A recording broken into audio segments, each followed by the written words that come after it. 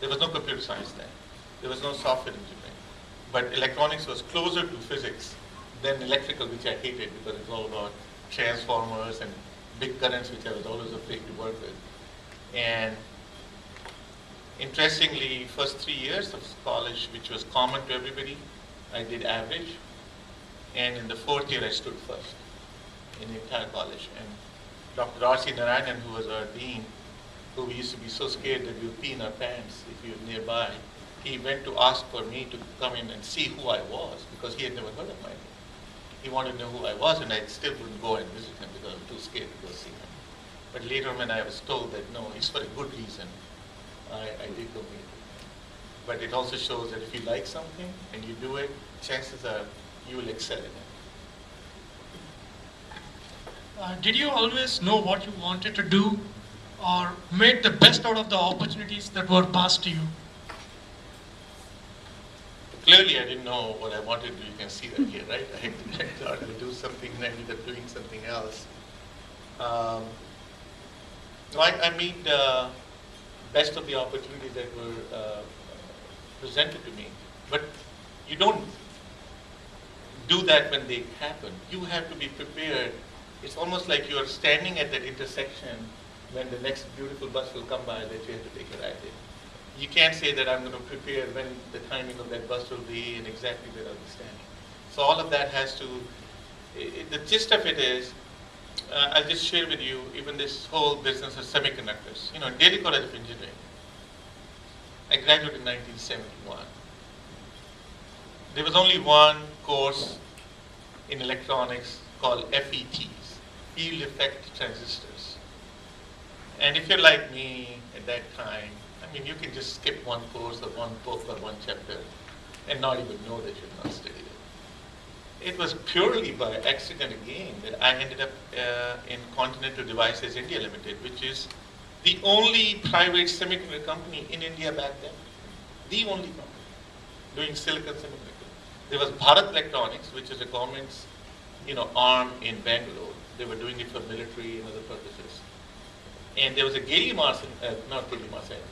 germanium semiconductor company in down south, which never didn't go anywhere. And this was the silicon semiconductor company. And the only attraction for me to be here was all the kids were applying for coming abroad, as you guys do. It wasn't as popular, but still always few kids would. And I wanted to come. And my dad said, no, hey, I don't know about in South India or not, but in North India, if you are the youngest, you basically look after your parents. There are no retirement homes, they stay with you. And the bonus is you may end up getting the house. It's all unwritten conditions. So my father said, no, you're not going anywhere, you're just going to look after us. And back then we were the way we were. I mean, if I ever said that to my two sons right now, they'll just laugh their head off. But we weren't like that. We just accepted that that's the way it is.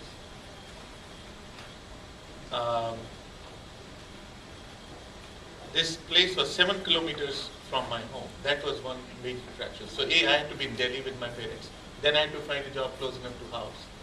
And then somebody who was a friend of my brother gave an application to him saying, let's fill in this application, I'll give it over to this company. And they called me for the interview. And the biggest disappointment I had going for the interview was, in the lobby there was only one other person interviewing, and he was a gold medalist from our school.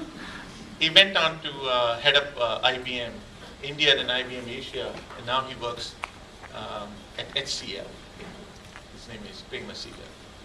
We all hated him with passion because he just took away every chance of any worth you may have about winning in any course.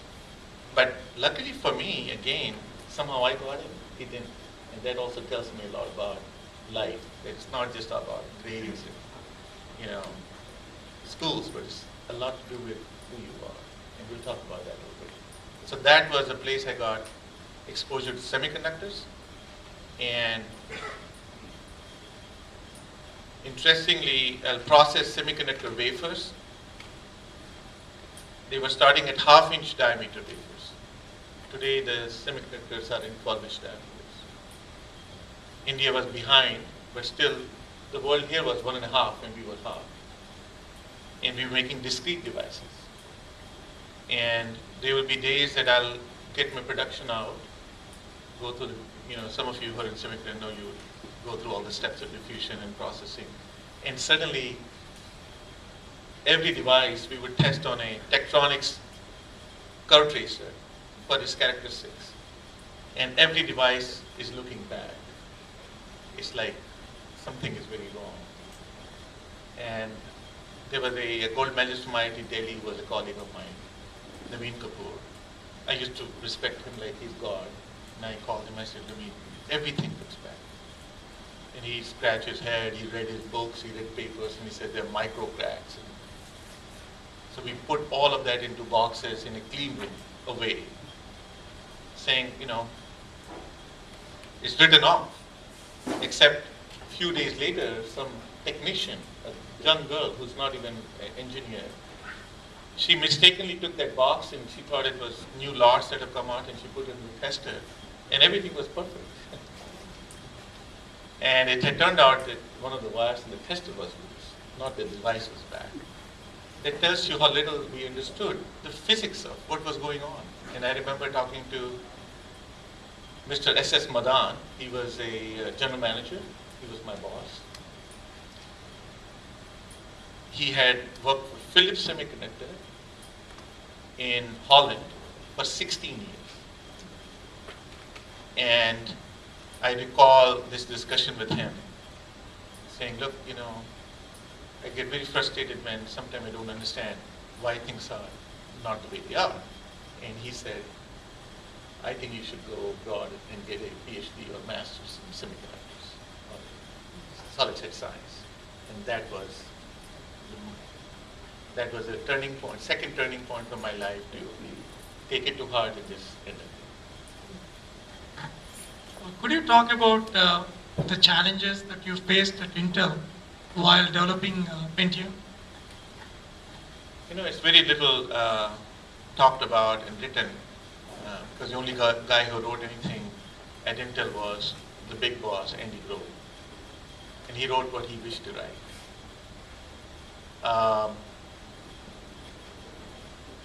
I'll take you back. I was involved with the 386 compaction. That meant cost reduction, making it faster, cheaper, better. That was my entry into microprocessor. I took over 486 6 or 8 months before tape out, but the guy who was in charge of that left. Pentium is the one I started from scratch. When we were doing 386 at Intel, the only competition Intel had was Motorola. We were 1 year later than Motorola in building 386. But fortunately, looking back, and at that time I didn't recognize as much as I did later, the only customer in the world who was actually waiting for a 386 was a company called Compact Computer. They were very aggressive in coming out with computers. But something changed after 386. Suddenly the world recognized computers and PCs are not just for hobbyists, that these will become a mainstream use.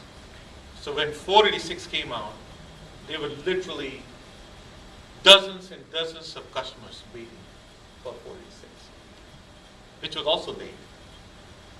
And I know the pressure that we went through when Craig Barrett will stop by my office every morning with a cup of coffee in his hand from the cafeteria. My office was close to cafeteria. Never have your office close to cafeteria. And just remind me that he has lost another $25 million that day. Because what had happened was in Albuquerque, there was a fab called Fab 9, Intel had built, to build 486. Except the fab was ready, but my chip wasn't ready. So when fab is ready and it's just idling, it costs a lot of money. Because you're not producing anything, but you still have